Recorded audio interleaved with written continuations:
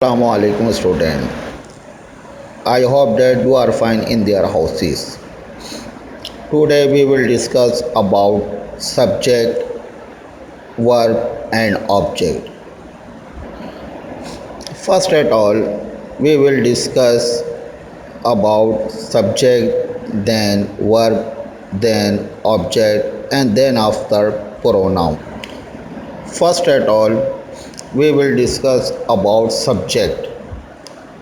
Subject. A subject is a part of a sentence that contains the person or thing performing the action in a sentence.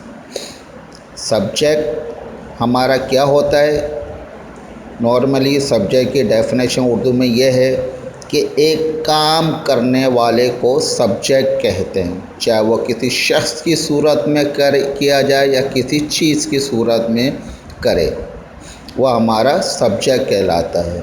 Second definition, verb. Verb is the action which performing by the person और thing. जो काम हमारा हो रहा है किसी शख्स या चीज़ के ज़रिए, वह हमारा एक्शन कहलाता है, यानी वर्ब कहलाता है। Third definition, object. An object is the noun pronoun on which a verb performs an action. जिस चीज़ के ऊपर काम हो रहा है, जिस चीज़ के ऊपर काम हो रहा है, वह हमारा ऑब्जेक्ट कहलाती है। या इस तरीके से कह लें, जिस नाउन या प्रोनाउन के ऊपर एक्शन हो रहा है, काम हो रहा है, वह हमारा ऑब्जेक्ट कहलाती है। Here are some examples, subject, verb and object. First at all, first example, Nadia sings a song. Nadia, here is a subject, sing here is a verb and a song here is a object. Nadia यहाँ subject है, यानी काम करने वाली है। सिंग यहाँ पर verb, यानी जो काम हमारा इस सेंटेंस में, इस जुमले में हो रहा है, यानी गाना गाना हो रहा है, तो हमारा वर्ब हुआ। आ सॉन्ग, या जिस गाने के ऊपर काम हो रहा है या गाना गाने का काम हो रहा है, ये हमारा ऑब्जेक्ट हुआ। Second example, here is I write letter. Here I subject and write is verb and object is letter.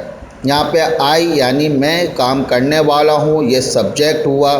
Right, काम करना क्या हो रहा है, लिखने का काम हो रहा है, ये हमारा लिखने का जो काम है, ये हमारा वर्ब हुआ। एंड किस चीज़ के ऊपर, यानी ख़त के ऊपर काम हो रहा है या ख़त लिखने का काम हो रहा है, ये हमारा क्या हुआ, ऑब्जेक्ट हुआ।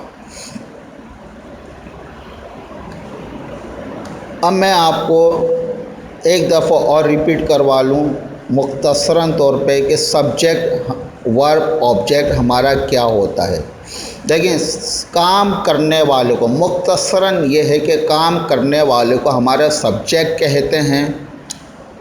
जो काम आप कर रहे हैं या जो काम हो रहा है, वो हमारा वर्ब कहलाता है। और जिस चीज़ के ऊपर काम हो रहा है या जिस चीज़ का काम हो रहा है, वो हमारा ऑब्जेक्ट कहलाता है। मिसालें मैंने आपको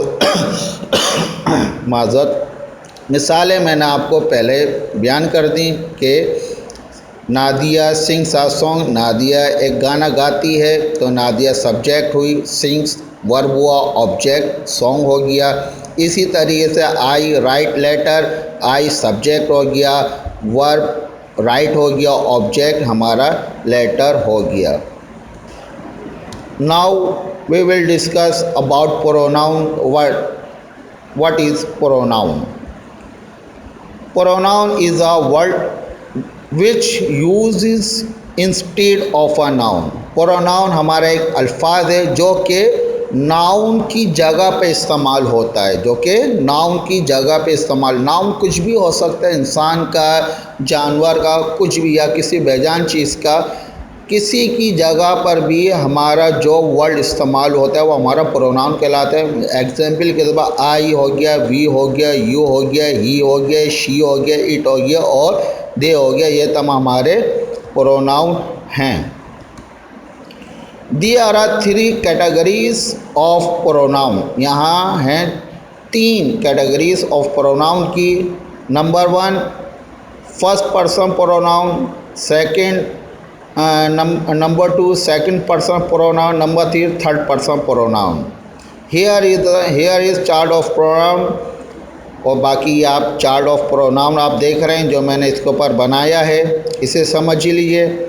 आई first person pronoun singular, we first person pronoun plural, you second person pronoun singular plural, he she it third person pronoun singular और they third person pronoun plural. I first person pronoun singular, I कैसे first person pronoun singular हुआ ये ज़रा समझ लीजिए। आई माने मी, वाहिद शख्स की तरह इशारा, आई अपनी तरफ इशारा हो रहा है, आई वाहिद है, इस वजह से सिंगुलर प्रोनाउन हुआ। वी माने हम, यानी एक से ज़ायद होए मगर अपनी तरफ इशारा हो रहा है, वी अपनी तरफ, वी के माने हम है तो अपनी तरफ इशारा हो, मगर एक से ज़ायद लोगों की बात हो रही है तो इस वजह मगर फर्स्ट पर्सन है मगर ये प्लूरल हुआ। You second person pronoun singular plural. देखिए यू सिंगुलर के तौर पे भी इस्तेमाल होता है और प्लूरल के लिए भी इस्तेमाल होते हैं। अगर हम किसी क्लास में जाते हैं, वहाँ पे एक बच्चा बैठा हुआ है तो हम पूछते हैं हाउ आर यू, आप कैसे हैं, देन वो जवाब देगा आई एम फाइन। अब एक क्लास में 40 बच्चे हैं, मैं क्लास में दाखिल होता हूँ, उससे पूछता हूँ हाउ आर यू, वो यकीनन यू जो है 40 बच्चों को आइडेंटिफाई कर रहा है तो तमाम बच्चे जवाब देंगे वी आर फाइन। क्लियर है? तो यू जो है सिंगुलर के तौर पे भी इस्तेमाल होगा और प्लूरल के तौर पे भी इस्तेमाल होगा।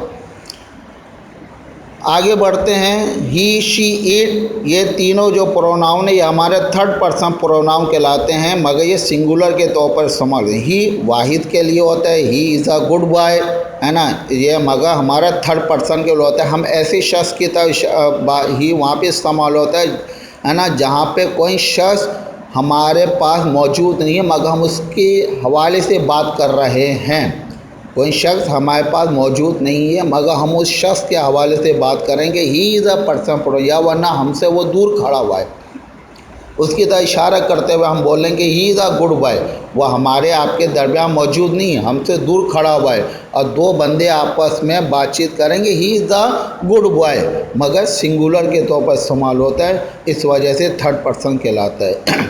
शी भी इसी जगह, she is a good girl, she is a intelligent girl.